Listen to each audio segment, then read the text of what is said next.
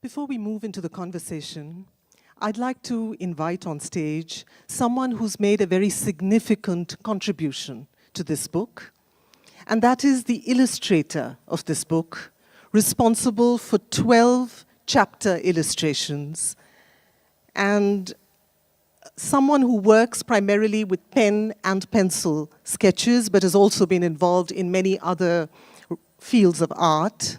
She is none other than Kaoruko Yamazaki. And to call her an illustrator is perhaps not entirely fair, because these sketches are not illustrations of the text as much as they are responses to it. I'd like to welcome on stage Kaoruko Yamazaki to say something about her journey.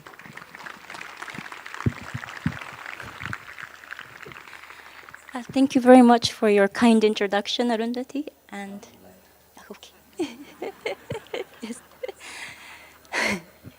So before I move on to my main presentation tonight, I want to express my deepest gratitude to Sadhguru for this beautiful opportunity to rekindle my passion for art and explore a forgotten and hidden aspect of myself, and to share my work alongside your poetic masterpieces.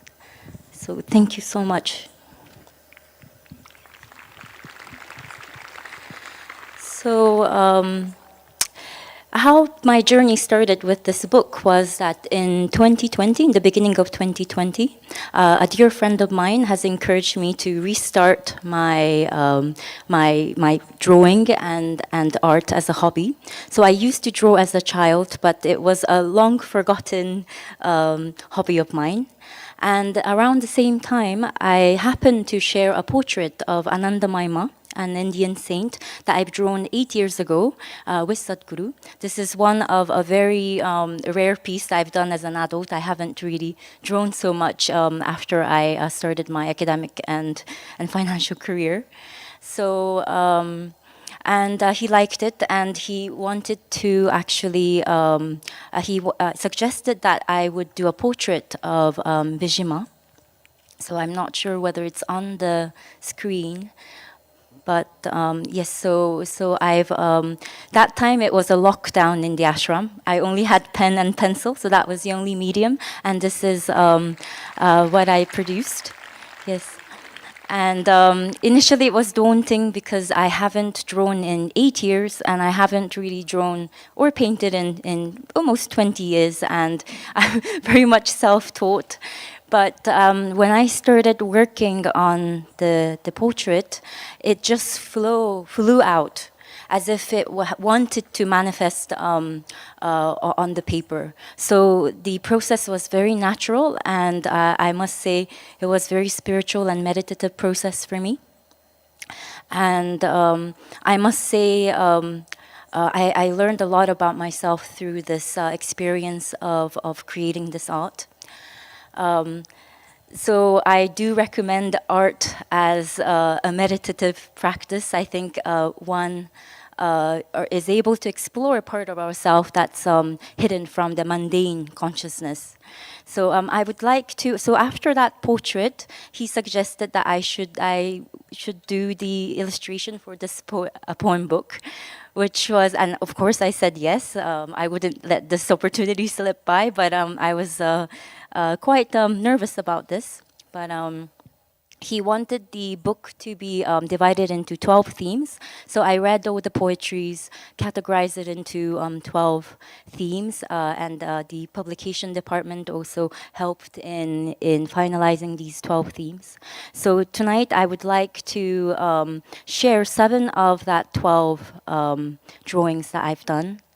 So each drawings has many elements, with many interesting elements that is meant to invoke different interpretation in different people. So the drawings, I haven't, when I was working on it, I didn't have the final composition in my mind. So it evolved as I drew, and I delved into the theme and the poetry. So I'm sure there are a lot of elements that people can discover and also find their own interpretation. So the first chapter is on life. So This work, as you can see, the main theme is the phases of the moon. And so the phases of the moon represent the cycle of female reproductive system, but also it represents the cycle of life. So I have the image of the fetus that's floating in cosmic womb, the galaxy, and I've etched a geometrical design to show that with the right clarity and perception, one can see order in chaos, seeming chaos in nature. So this is the first chapter. The the second chapter is on death. So you can. Huh? Yes, there's that. Yes. So here you can see the skull, which represent death, but I included a lotus flower. And for me, lotus flower represent life, but also the flower of dispassion. So Sadhguru often speaks about the process of living death. So for one that's in touch with their own mortality and holds the beautiful flower of dispassion in one's heart, the beingness of that one is transparent and free of all distortion. So that's the state in which one can become a true offering in life. So for me, this lotus flower and the skull represent the beauty in the acceptance of death.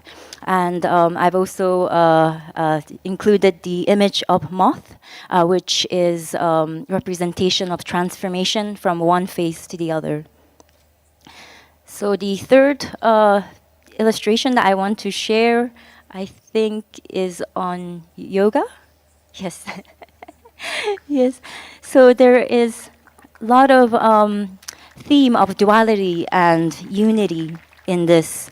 So some of the main feature is the female yogini that represent the manifested material aspect of the world, and a faint silhouette of a yogi behind her that represent the masculine and unmanifested of the world. There is sun and moon, and there's many other elements with many interpretation. I will let you explore and come up with your own interpretation. Huh? It's international imagery. Yes, maybe. Yes. Many cultures, I'm saying. As many cultures, yes. Yes. So the fourth illustration that I would like to share is, I think, yes, Guru. So obviously this Guru's lotus feet. And I've included 5 geometrical shape platonic solids, which actually represent 5 elements. And the infinity sign at the top that represent mastery of these 5 elements, the Guru's mastery over these 5 elements. So that's this picture. And the next one. Yes. So this is actually one of my favorite drawings. Initially, the face was clearer, and it's modeled on the face of Sadhguru in his 20s. This is not how I looked, okay? But he suggested that I should make it more abstract because everybody has their own image of Shiva in their mind, and it's better not to interfere or in other people's imagination of Shiva. So he actually gave me a very specific instruction to how to improve this drawing, and it really turned out much better than the original version. So, so I really like this drawing. So the next, this is mystical.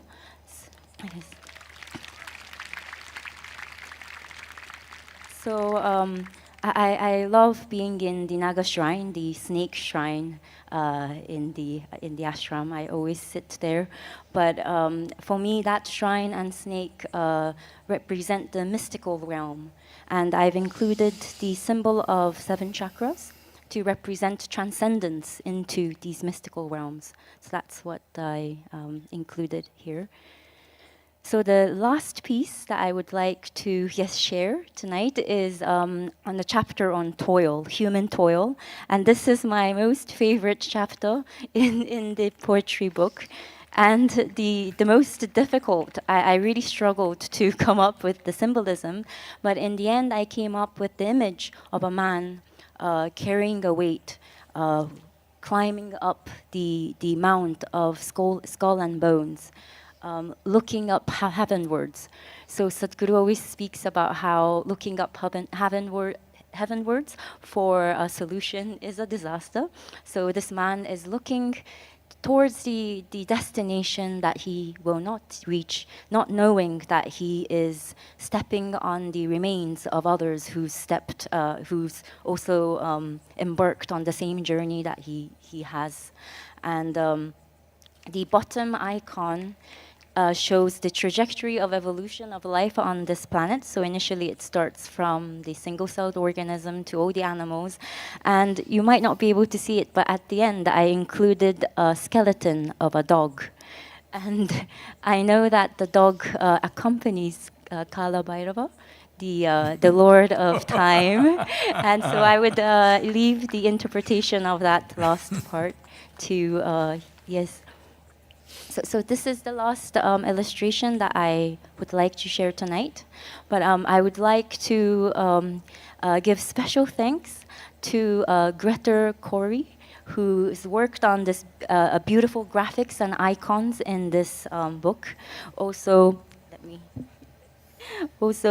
Munsami Nagarajan and Kashinath Gopagani for working on the design aspect. Are they Japanese guys?